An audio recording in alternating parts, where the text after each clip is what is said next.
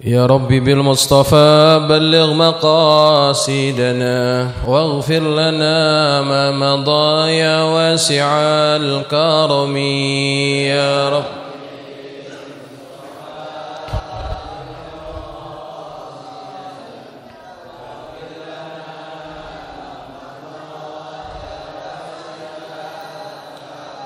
يا ربي هيئ لنا من أمرنا رشدا واجعل معونتك الحسنى لنا مددا يا ربي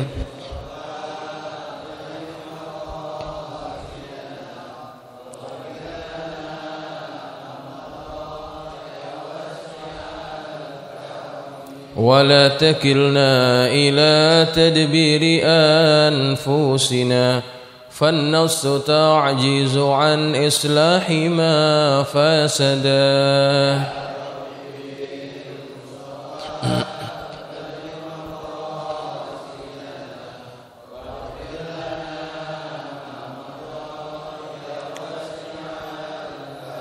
أنت الكريم وقد جهزت يا أملي إلى أيادك وجها سائلا ويدا يا ربي بلغ مقاصدنا واغفر لنا ما مضى يا واسع الكرم. اللهم صل وسلم وبارك عليه وعلى آله. الفاتحة إلى حضرة النبي المصطفى محمد صلى الله عليه وسلم ثم إلى أرواح آبائه وإخوانه من الأنبياء والمرسلين وآل كلهم وصحابته أجمعين وتابعين لهم بإحسان إلى يوم الدين ثم إلى أرواح الأولياء والشهداء والصالحين والعلماء الآمين أينما كانوا من مشارق الأرض إلى مغاربها وحلت أرواحهم ثم إلى أرواح مشايخنا ومعلمينا وأساتذتنا الحبيب عبد الرحمن محمد سقاف وتمنى من كجو محمد شافي هذا من وسمنا كجو حسن رزقي وثم إلى لك استبن النمسي وسم الله الحبيب عبد الرحمن سقاف وسم الله كجو عبد الله شافي وسم الله كجو عبد الرشيد عبد الله شافي وثم إلى كجو أحمد الفيفة الله وسم الله كجو شريف الدين عبد الغاني بأن الله يتغشاهم بالرحمة والمغفرة ويؤلي درجاتهم في الجنة وأن يؤيد على ملكاتهم وأسرارهم وأنوارهم وعلومهم ونفحاتهم في الدين والدنيا والآخرة. وثم إلى روح مؤلف هذا الكتاب الإمام النووي بأن الله يعلي درجاته في الجنة وينفعنا بأسراره وأنواره وعلومه ونفحاته في الدين والدنيا والآخرة. وعلى نية أن الله يفتح علينا فتوح العارفين ويفقهنا في الدين ويرزقنا كمال الإخلاص واليقين. وعلى كل نية صالحة. وإلى حضرة النبي المصطفى محمد صلى الله عليه وسلم. الفاتحة. أعوذ بالله من الشيطان الرجيم. بسم الله الرحمن الرحيم. الحمد لله رب العالمين الرحمن الرحيم مالك يوم الدين إياك نعبد وإياك نستعين اهدنا الصراط المستقيم صراط الذين أنعمت عليهم غير المغضوب عليهم ولا الضالين آمين. السلام عليكم ورحمة الله وبركاته.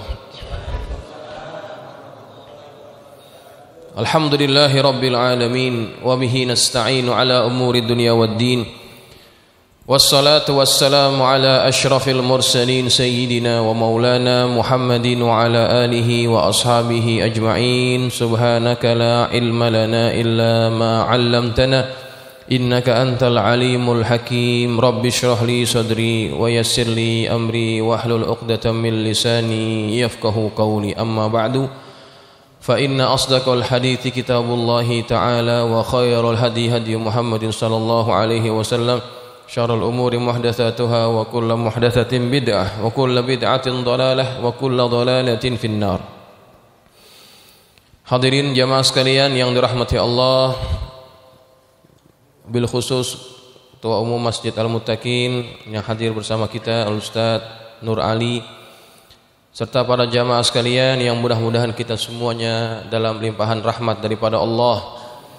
Semoga keberadaan kita di masjid yang mulia ini Allah angkat darajat kita, Allah ampuni dosa dan kesalahan kita, dan mudah-mudahan apa yang kita pelajari menjadi ilmu yang bermanfaat untuk kita sekalian. Amin Allahumma amin.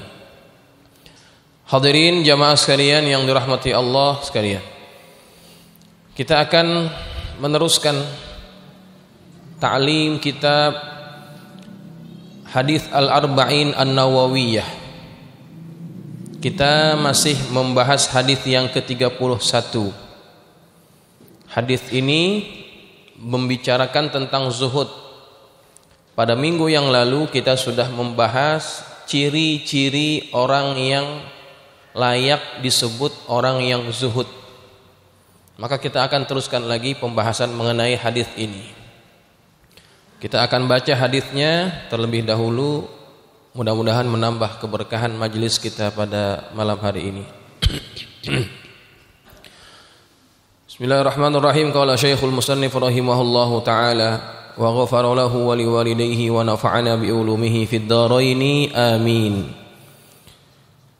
Ila annahu qala an Abil Abbas Sahl bin Sa'd as-Sa'idi radhiyallahu anhu qala جاء رجل إلى النبي صلى الله عليه وسلم فقال يا رسول الله دلني على عمل إذا عملته أحبني الله وأحبني الناس فقال ازهد في الدنيا يحبك الله وازهد فيما عند الناس يحبك الناس رواه ابن ماجه وغيره بأسانيد حسنة. Dari Abul Abbas Sahal bin Sa'ad As-Sa'idi radhiyallahu anhu, dia berkata, ada seorang laki-laki datang kepada Nabi sallallahu alaihi wasallam, lalu dia berkata, wahai Rasulullah, tunjukkanlah kepadaku amalan yang jika aku mengerjakannya maka Allah akan cinta kepadaku, begitu juga orang-orang akan suka kepada aku. Beliau bersabda, bersikap zuhudlah terhadap dunia, maka Allah akan cinta kepadamu, dan bersikap zuhudlah terhadap apa yang dimiliki manusia, maka mereka akan suka kepadamu. Hadis riwayat Ibnu Majah dengan sanad yang hasan. Baik jamaah sekalian yang dirahmati Allah, malam ini kita akan coba mengupas bagaimana caranya kita memiliki sifat ini. Minggu yang lalu kita sudah bahas ciri-ciri orang yang layak disebut orang yang zuhud. Sedikit saya ulang bahwa zuhud itu tidak dapat diukur dari aspek luarnya. Tidak bisa dinilai orang yang banyak harta kemudian dia dianggap tidak zuhud. Dan tidak bisa juga dinilai orang yang tidak memiliki apa-apa kemudian dia zuhud. Karena zuhud bukan amalan zahir, zuhud itu amalan batin. Betapa banyak orang yang tidak memiliki harta tetapi rakusnya terhadap dunia itu luar biasa. Tapi ada juga orang yang kaya namun kekayaannya itu tidak ada pada hatinya. Kekayaan hanya ada di tangannya. Itu pun ada juga. Itu termasuk zuhud. Sedangkan yang satu lagi walaupun dia tidak punya apa-apa, dia tidak zuhud. Karena zuhud itu amalan hati. Ya. Lalu bagaimana kita mengupayakan sifat itu agar ada pada diri kita? Yang pertama, istihdarul akhirah. Kita menghadirkan akhirat dalam diri kita. Ingatlah bahwa kehidupan kita di dunia ini tidak akan lama. Paling lama orang hidup zaman sekarang 70-80 tahun.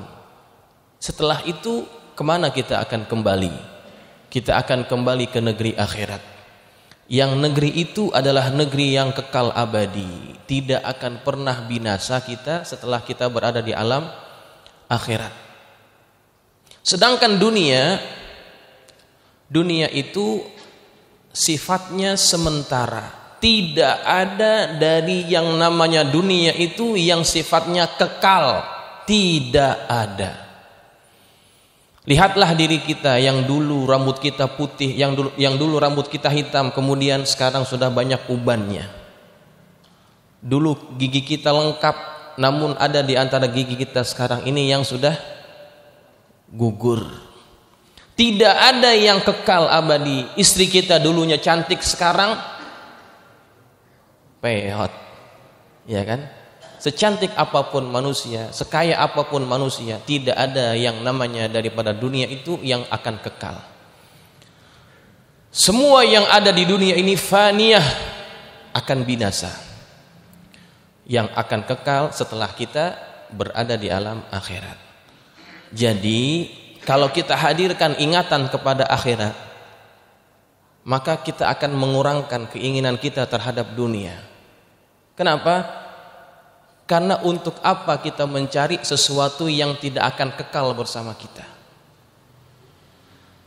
Dengan bahasa lain, untuk apa kita mencari sesuatu yang akan kita tinggalkan? Kalau orang yang pandai, orang yang cerdas, dia akan mencari yang akan dia bawa. Sedangkan dunia, sebanyak apapun usaha kita mencarinya, satu saat kita mati, semua itu kita akan tinggalkan.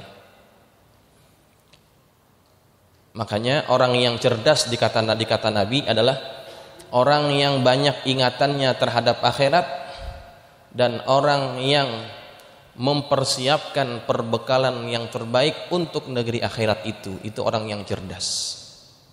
Ya.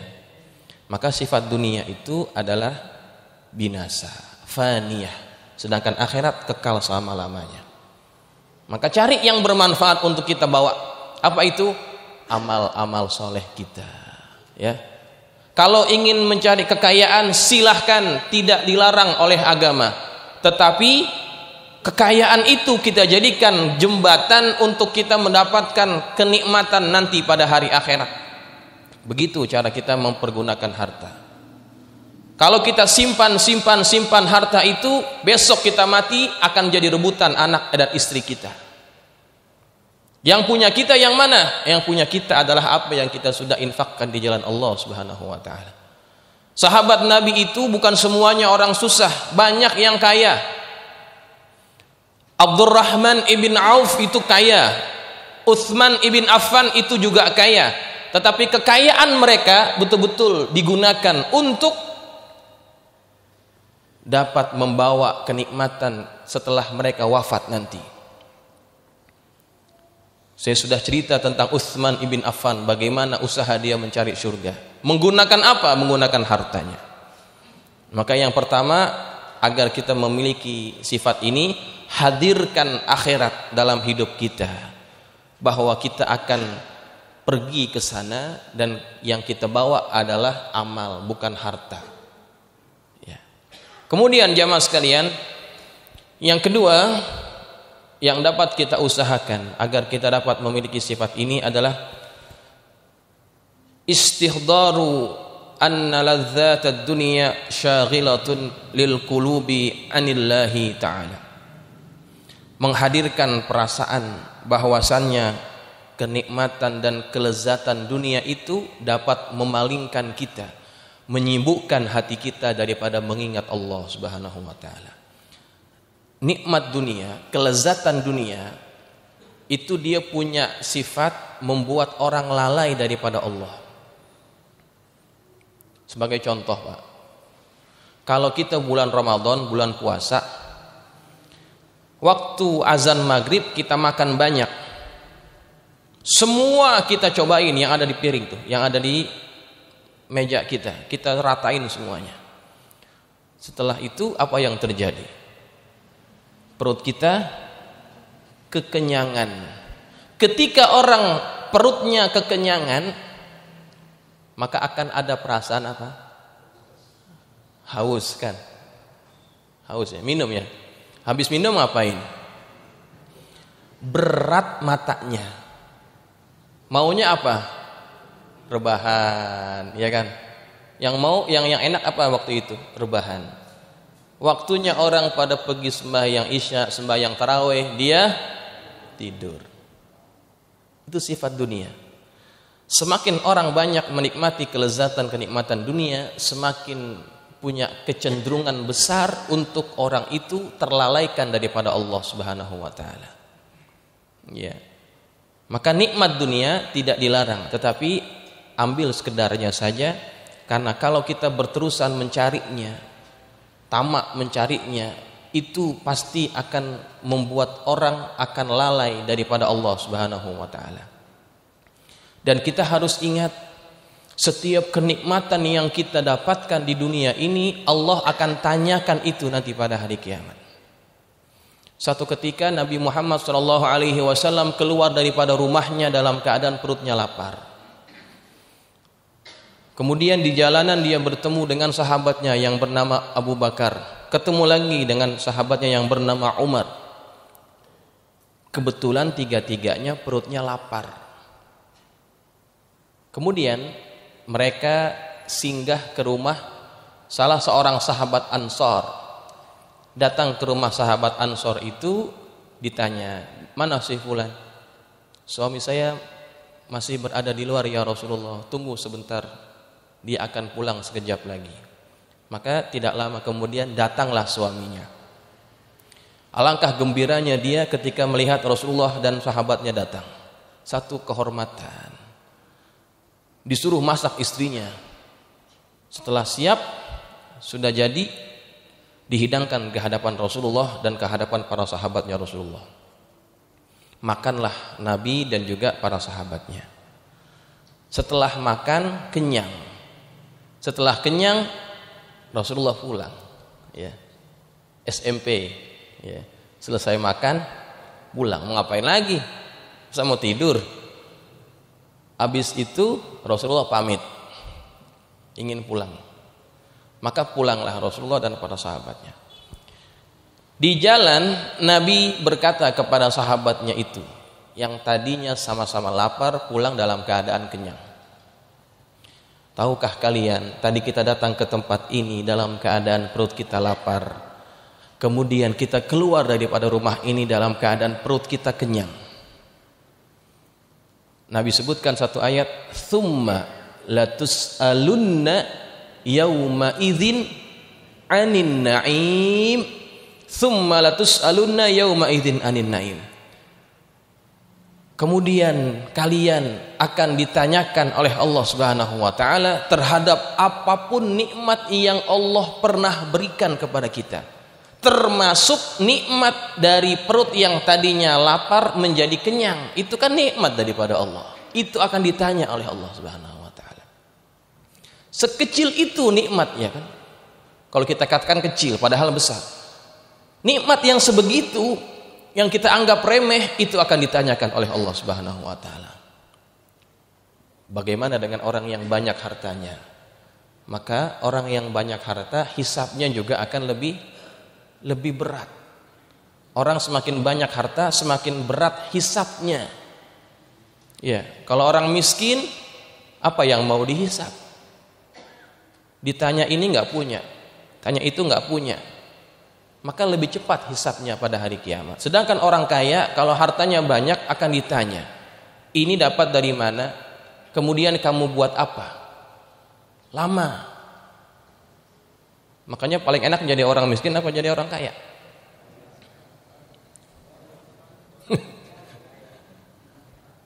Yang paling enak orang kaya ya. Orang kaya hisapnya lama, Pak. Ya. Nah, semua itu akan ditanyakan oleh Allah Subhanahu wa taala. Maka yang kedua, agar kita dapat menghadirkan sifat itu adalah kita hadirkan perasaan, kita hadirkan sikap bahwasannya kenikmatan dunia itu akan melalaikan kita, paling dapat melalaikan kita daripada Allah Subhanahu wa taala. Orang kalau punya hobi duniawi itu bisa melalaikan apa yang seharusnya dia manfaatkan. Ya. Hobi itu kan bagian daripada dunia ya. Hobi itu bisa melalaikan kita daripada Allah. Makanya betullah apa yang kata pengarang kitab ini, bahwa dunia itu bisa melalaikan orang daripada Allah Subhanahu wa taala. Kemudian yang ketiga, agar orang dapat memiliki sifat ini adalah dia hadirkan perasaan bahwasannya dunia itu mencarinya penat. Kemudian dunia juga mempunyai sifat sangat hina di mata Allah Subhanahu wa taala. Dunia itu mencarinya penat, tapi ketika penat di mata Allah itu hina, tidak ada apanya? Tidak ada nilai sama sekali di sisi Allah Subhanahu wa taala. Dalam satu hadis Nabi kita Muhammad sallallahu alaihi wasallam bersabda, "Lau kanatid dunya ta'dilu indallahi ta'ala janaha ba'udatin ma saqa kafiran minha syurbata ma'in." Seandainya dunia itu bernilai di sisi Allah senilai sayap nyamuk, maka Allah tidak akan memberikan minum kepada orang kafir walaupun hanya satu teguk. Seandainya dunia itu bernilai di sisi Allah, walaupun nilainya seperti sayap nyamuk. Sayap nyamuk itu berat atau ringan? Sangat ringan, ditimbang di timbangan emas nggak ada angkanya itu. Kalau nilainya seberat sayap nyamuk di sisi Allah, Allah tidak akan bagi orang kafir itu minum walaupun hanya seteguk. Tapi yang terjadi apa sekarang? Orang kafir, orang yang bukan Islam, mereka dapat kenikmatan duniawi. Artinya apa? Kekayaan itu tidak menjadi lambang bahwa Allah ridha kepada mereka, tidak menjadi lambang Allah memuliakan mereka. Maka jangan kita merasa bangga kalau kita punya kekayaan kemudian kita dianggap disayang oleh Allah Subhanahu wa taala. Tidak. Kekayaan itu bukan tanda kita dicintai oleh Allah. Kalau seandainya kekayaan itu adalah tanda Allah cinta kepada seorang hamba, maka pasti yang paling dicintai Allah itu siapa? Qarun. Ya kan? Qarun yang dicintai Allah kalau seandainya kekayaan menjadi tanda Allah cinta. Karena Qarun duitnya banyak, hartanya banyak. Tapi bukan itu. Karena dunia tidak ada nilai di sisi Allah Subhanahu wa taala. Sama sekali tidak bernilai. Maka kalau kita habiskan hidup kita hanya untuk mencari sesuatu yang tidak ada harganya di mata Allah, alangkah ruginya kita. Ya. Hari-hari kita cari duit, pagi narik, siang narik, malam narik, sholat kagak, apa kagak. Ya Allah ya Rabbi, hilang semuanya itu. Hanya untuk mencari apa? Mencari sesuatu yang sangat tidak berharga di mata Allah Subhanahu wa taala. Mencari nafkah kewajiban, tetapi jangan sampai kewajiban kita kepada Allah kita abaikan. Ya, sudah susah di dunia, belangsak di akhirat nanti kita itu. Alangkah ruginya kita. Maka sesusah apapun hidup kita, jangan sampai abaikan kewajiban kita kepada Allah Subhanahu wa taala. Ya. Kemudian yang keempat yang dapat kita upayakan agar kita memiliki sifat zuhud adalah istihdaru annad dunya mal'unatun. Kita menghadirkan perasaan bahwasannya dunia itu adalah dilaknat oleh Allah. Apa artinya dilaknat? Dijauhkan daripada Allah. Apakah semuanya dilaknat? Tidak. Kata Nabi kita Muhammad SAW, ad-dunya mal'unah. Dunia itu dilaknat. Mal'unun ma fiha. Dilaknat apa-apa yang ada di dalamnya, illa zikrallahi ta'ala wa ma walahu, melainkan zikir kepada Allah dan apa-apa yang berkaitan dengan itu, yang dapat membantu zikir itu. Au aliman au alimun au muta'allimun, atau orang yang alim dan orang yang belajar ilmu, itu tidak dilaknat oleh Allah. Artinya dunia ini akan dilaknat oleh Allah apabila dunia itu tidak membawa kita ingat kepada Allah Subhanahu wa taala. Itu yang dilaknat. Kemudian jamaah sekalian yang dirahmati Allah, sesungguhnya yang dilaknat oleh Allah, yang dicela oleh Allah itu bukan dunianya. Ya, bukan dunianya, bukan tempatnya, bukan nikmatnya. Yang dicela oleh Allah itu adalah orangnya. Ini, saya punya satu alat yang namanya, kalau kita sebut namanya tasbih ya. tapi nama sebetulnya adalah subhah. Ini alat untuk apa? Untuk zikir. Ini dunia atau bukan? Dunia atau bukan? Dunia ya. Nah, ini dunia. Apakah ini dilaknat oleh Allah? Tergantung bagaimana kita menggunakannya. Kalau kita gunakan alat ini untuk zikir, membantu kita berzikir, maka dia tidak dilaknat. Ya. Ini handphone. Handphone dunia atau bukan? Dunia. Dilaknat atau tidak? Tergantung. Tergantung bagaimana kita menggunakannya. Kalau kita gunakan untuk maksiat, dilaknat dia. Kalau kita gunakan untuk mengingati Allah, membuat perkara-perkara yang baik, maka tidak dilaknat oleh Allah Subhanahu wa taala. Maka yang dilaknat itu bukan dunianya, bukan bendanya, bukan nikmatnya, tetapi orangnya. Apakah orang itu dapat memanfaatkan dunia untuk ingat kepada Allah ataupun tidak?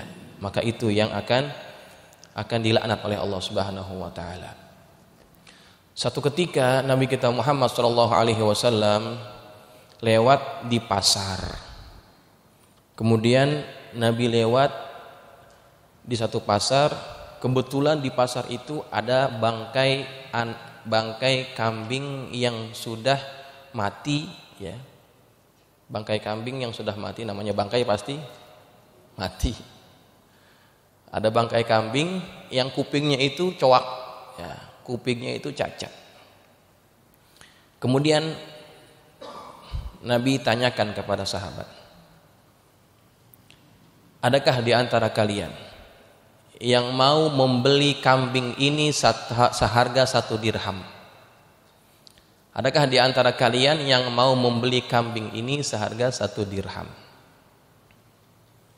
Kemudian kata para sahabat, kami tidak suka, kami tidak ingin membelinya.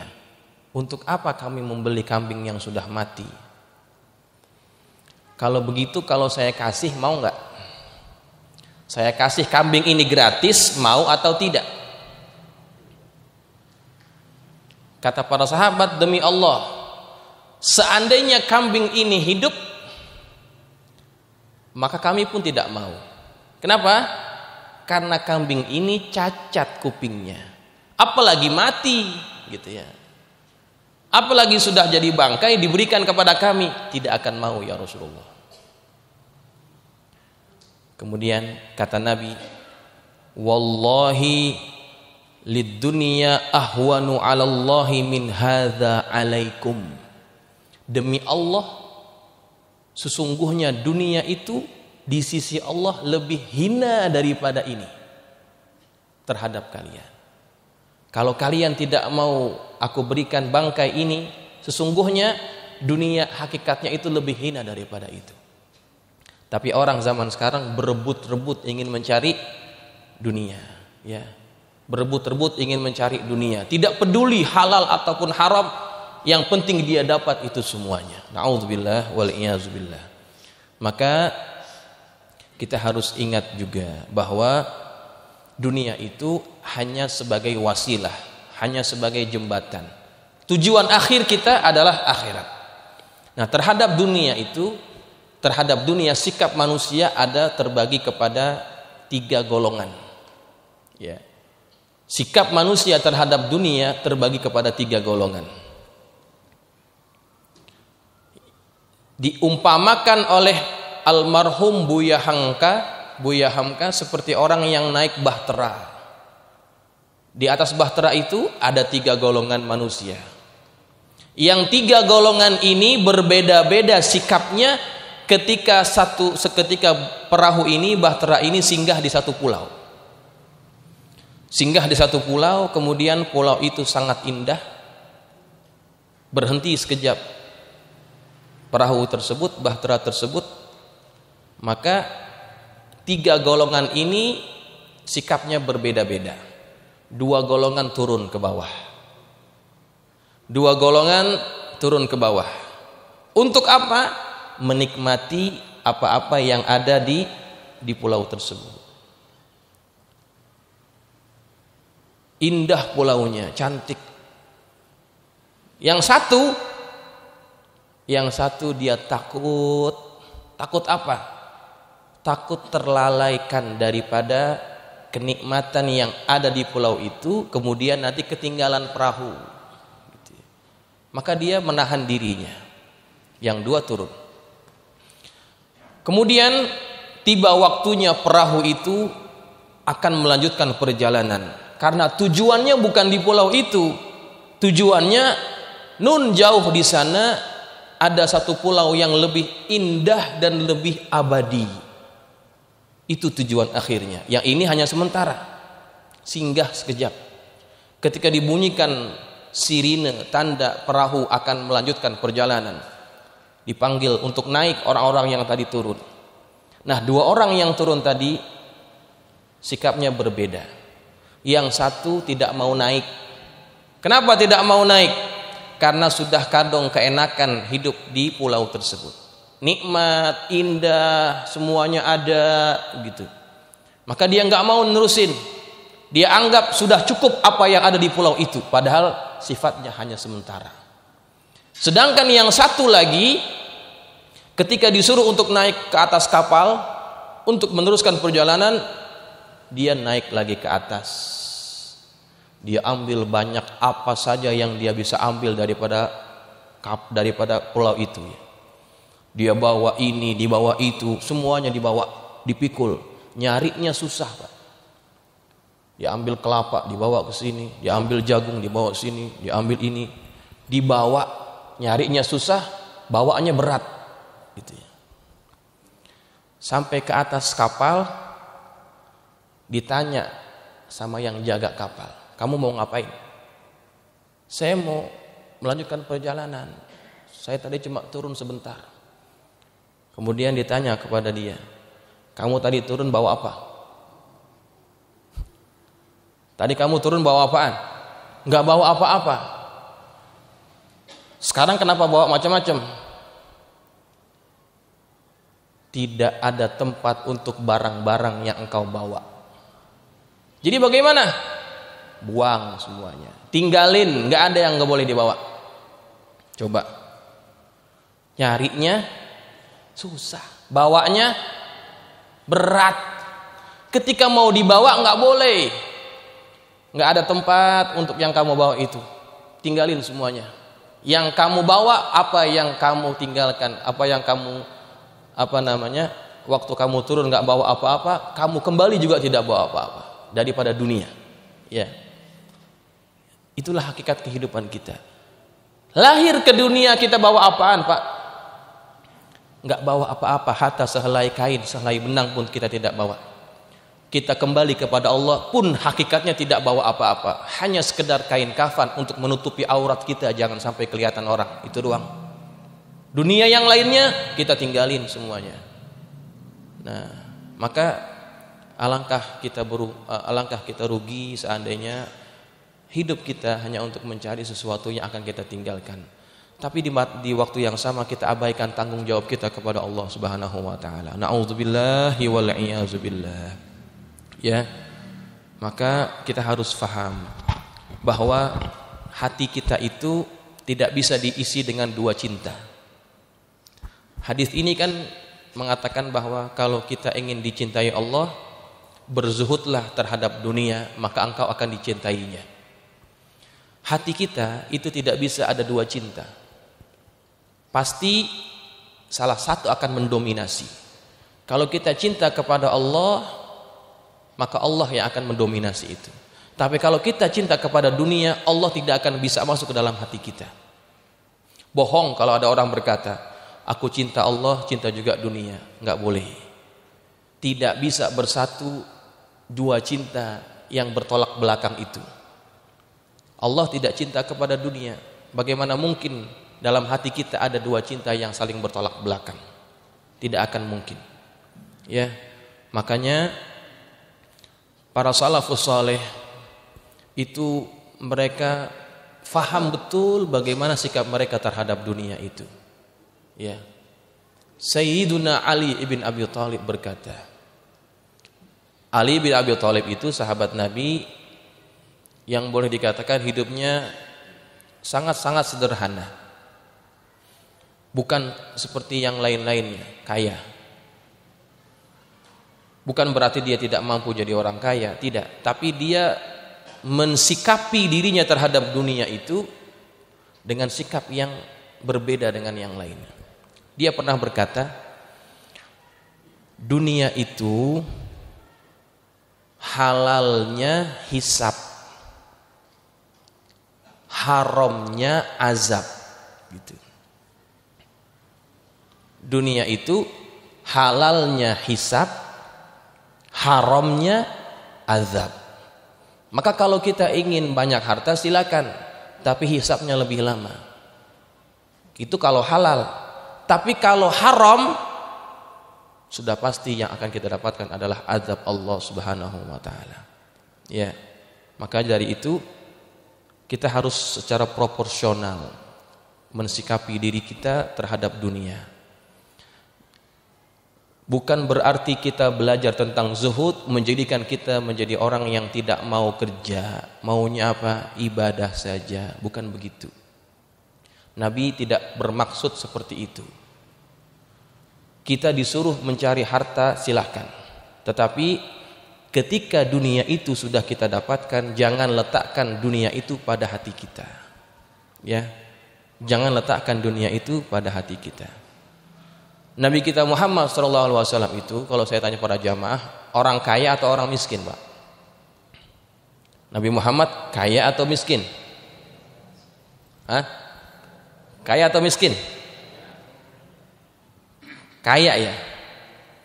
Jangan pernah berkata bahwa Nabi itu orang miskin. Itu penghinaan. Nabi Muhammad itu kaya, tetapi kekayaannya tidak pernah dia nikmati untuk dirinya sendiri. Sebagai satu contoh, sewaktu haji wada, haji yang terakhir, Nabi berkorban. Tahu tidak berapa banyak korbannya Nabi waktu itu? Kira-kira berapa, Pak, korbannya Nabi? 100 ekor unta. Kurbannya Nabi 100 ekor unta, 63 disembelih sendiri oleh Nabi, sisanya dikasih Ali untuk sembelih. Coba bayangin berapa duit itu harganya. Satu onta berapa harganya kira-kira? 30 juta, barangkali 40 juta, kali 100, berapa miliar itu? Korbannya Nabi seharga itu. Artinya Nabi kaya atau miskin? Kaya, tapi kekayaan itu tidak dijadikan satu alat untuk dia nikmati sendiri. Nabi tidak mau itu, ya. Maka itulah contoh, ya. Contoh bagaimana kita bersikap terhadap dunia. Kaya silakan, karena orang Islam itu perlu orang-orang kaya. Kalau tidak ada orang kaya, susah Islam itu mau berkembang. Di Indonesia, dalam daftar nama orang-orang terkaya, 10 orang terkaya di Indonesia, tahu tidak yang muslim berapa orang? Berapa orang yang muslim? Hah? Satu ya? Siapa satu? Haji Rafiq. Haji Rafiq sama Haji Oo gitu ya. Bukan Faisal Tanjung, Khairul Tanjung. Faisal Tanjung itu enggak kaya, yang kaya Khairul Tanjung, yang punya Transcorp, ya. Itu yang paling kaya, yang di kalangan 10 orang terkaya, yang muslim hanya satu, Pak, Khairul Tanjung. Yang lainnya siapa? Bukan Islam, non muslim. 1-2 yang punya Jarum Group, Sampurna Group, itu yang paling kaya. Yang lainnya bukan Islam. Bayangkan betapa Islam itu tertinggal, ya. Kalau yang satu itu orang yang betul-betul taat kepada Allah, wow, masya Allah, itu sangat bermanfaat untuk umat, ya. Satu orang. Nah, ini yang menjadi fenomena kita pada akhir zaman ini, ya. Ketika umat Islam tidak menguasai apa-apa, yang terjadi apa? Diatur oleh pihak lain yang menguasai itu semuanya. Ya. Jadi bukan berarti Nabi mengajarkan zuhud ini kemudian kita menjadi tidak mau bekerja, tidak bekerja. Ya, tetapi jangan jadikan itu semuanya kalau kita sudah dapat melalaikan kita daripada Allah Subhanahu wa taala. Ya, karena tujuan kita bukan dunia. Dunia itu hanya wasilah. Tujuan akhir kita adalah akhirat. Ya. Jangan kayak orang Betawi, Pak. Orang Betawi itu, saya orang Betawi ya, yang tersinggung nih. Orang Betawi itu banyak yang akhirnya tersingkir, ya kan? Dulu ini tanah di sini semuanya punya orang Betawi. Sekarang yang punya tanah udah kemana? Bojong, Tayem, Bekasi, gitu ya. Nah, itu fenomena yang terjadi di masyarakat kita. Bayangkan kalau tanah di sekitar ini akhirnya dijual oleh pemiliknya karena harus dibagi-bagi dengan sesama ahli waris. Yang beli bukan orang bukan orang Islam. Apa yang terjadi dengan kampung kita? Di Menteng itu dulu yang tinggal di situ orang-orang kita, Pak. Tapi lantaran pajaknya sangat mahal, terpaksa harus dijual. Yang beli siapa sekarang? Bukan orang Islam kebanyakan itu. Ya. Itu terjadi sekarang, ya. Artinya umat Islam harus kuat, harus ada kemandirian ekonomi, tetapi kita juga harus ingat bahwa kekayaan itu bukan tujuan akhir dalam hidup kita.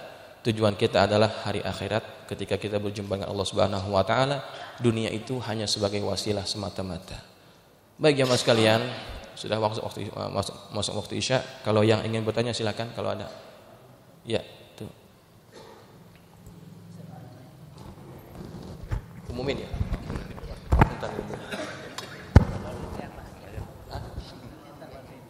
Assalamualaikum warahmatullahi wabarakatuh. Tat, singkat saja Tat, di sini ada perkataan bahwa beliau bersabda, bersikap juhudlah terhadap dunia, maka Allah akan cinta kepadamu, dan bersikap juhudlah terhadap apa yang dimiliki manusia. Tadi Pak Ustadz menyampaikan bahwa juhud itu adalah sifat zohir ya Tat. Tapi kalau kita lihat dari kata bersikap itu kan lebih ke sikap fisik ya. Mungkin sinonimnya bersikap ini di dalam hadis ini apa tadi? Itu yang pertama. Yang kedua terkait dengan tadi bahwa kita orang Islam ada yang kaya dan miskin, tetapi dalam proses nanti di akhirat ada katakanlah tanggung jawabnya Tat ya. Pertanyaan-pertanyaan daripada harta yang kita dapat dan lain-lain. Pertanyaannya Tat, banyak juga yang saya dengar, mungkin mohon diralat Tat, bahwa kita selama hidup itu kan tidak terlepas dari pengawasan Allah Subhanahu wa taala. 24 jam dimanapun kita berada, apapun yang kita lakukan, niat pun apapun yang ada di dalam kita, Allah tahu. Tapi dalam konteks tadi ada di akhir nanti ada pertanyaan atau hisab, itu korelasinya antara pengawasan tadi yang ada mungkar dan nangkir dan apa dengan yang pertanyaan di akhir. Apakah itu merupakan resume saja atau rangkuman saja, rekapitulasi, ada pertanyaan dan sebagainya. Itu yang sering saya dapat pertanyaan juga. Demikian terima kasih. Assalamualaikum warahmatullahi wabarakatuh. Waalaikumsalam warahmatullahi wabarakatuh. Baik, yang pertama yang saya tangkap ya, ini kan diterjemahkan bersikap zuhudlah terhadap dunia. Tadi kan saya katakan zuhud itu bukan amal zohir tapi amal batin. Sedangkan sikap kan kelihatan ya. Nah, jadi bagaimana memahaminya? Begini, memang zuhud itu amal batin. Tetapi dari setiap apa yang ada di batin kita pasti akan terwujud dalam perbuatan kita. Ya. Orang kalau rakus itu sifatnya ada di dalam hati kan? Sifat rakus itu ada di dalam hati. Tapi rakus itu akhirnya terwujud dalam perbuatan dia, yang mau ambil apa saja yang bisa dia ambil, begitu kan. Sifatnya ada di dalam hati. Tapi ketika dia ingin merealisasikan sifat itu, maka terwujudlah perbuatan. Begitu. Sama seperti zuhud. Zuhud itu amalan hati. Nah, hati ini pasti mengeluarkan apa yang ada di dalamnya. Maka ketika keluar itu berbentuk dalam perbuatan kita. Maksud yang tadi saya katakan, zuhud bukan amal zohir, artinya tidak dapat diukur orang itu zuhud ketika dia punya harta ataupun tidak, ya. Karena punya harta ataupun tidak itu hanya sekedar alat saja. Bagaimana dia memanage alat itu yang mengaturnya adalah hati. Kalau hatinya adalah hati yang zuhud, harta itu tidak menjadi tujuan utama dalam hidupnya. Begitu Pak kira-kira. Kemudian yang kedua tadi, dalam hidup ini kita ada yang mengawasi. Kemudian nanti pada hari akhirat akan diminta pertanggungjawaban. Jadi bagaimana korelasinya? Pengawasan yang Allah lakukan terhadap kita itu tujuannya adalah untuk mencatat segala apa yang kita lakukan. Allah memang melihat, Allah mengetahui, dan Allah menugaskan malaikat untuk mencatat segala amal perbuatan kita. Ada malaikat yang bernama Raqib, ada yang namanya Atid. Raqib itu terambil dari perkataan Raqiba. Apa artinya? Yang selalu mengawasi. Muraqabatullah itu seakar kata dengan Raqiba. Jadi malaikat ini akan senantiasa mengawasi kita. Kemanapun kita pergi, dia akan ikut bersama kita. Atid itu maknanya adalah sangat-sangat teliti. Sekecil apapun amal yang kita buat, akan ada catatannya yang dibuat oleh malaikat itu.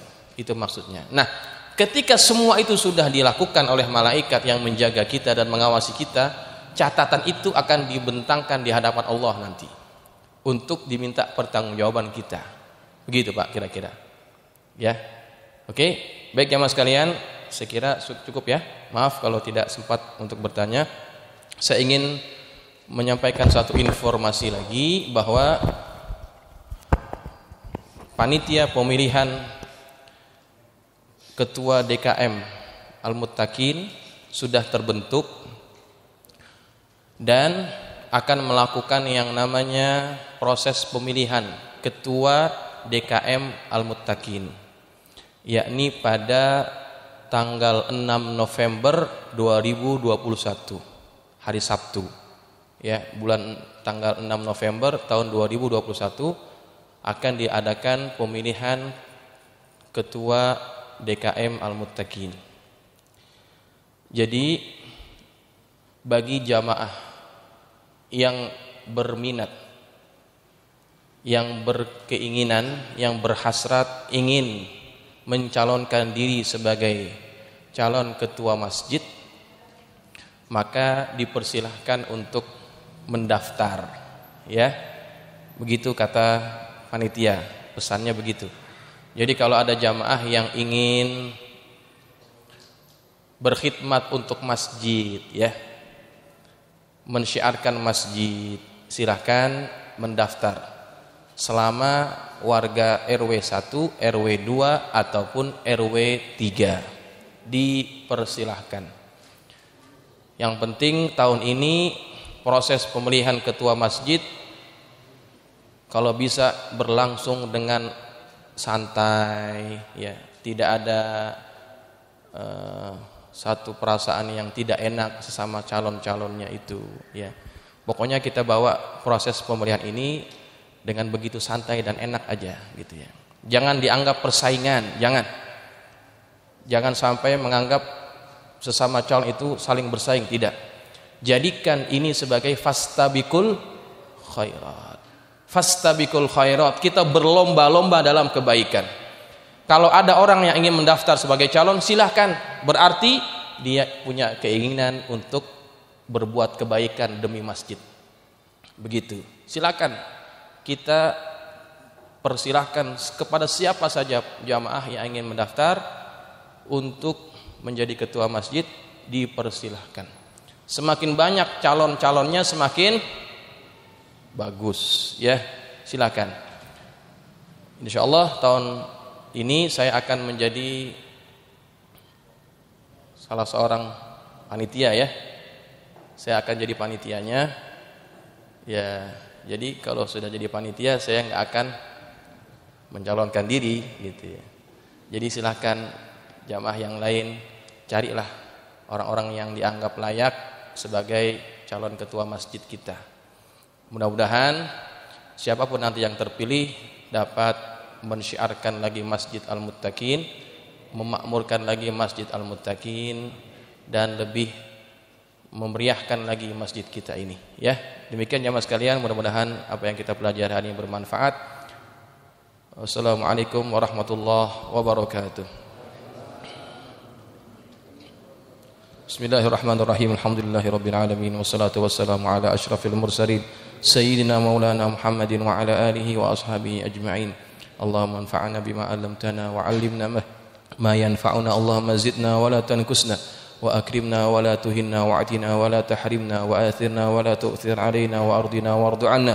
Allahumma inna nas'aluka bihaqqi Fatimata wa abiha wa ba'liha wa baniha iftah alaina wa ala auladina wa talamidina futuhal 'arifin faqihna wa iyyakum fid din warzuqna kamalal ikhlas wal yaqin. Allahumma arzuqna fahman nabiyyin wa hifzal mursalin wa ilhamal malaikatil muqarrabin bi rahmatika ya arhamar rahimin. Allahumma ij'alna minal ladzina yastami'una al-qawla fayattabi'una ahsanah. Sallallahu ala sayyidina Muhammadin wa ala alihi wasallam. Alhamdulillahi rabbil alamin.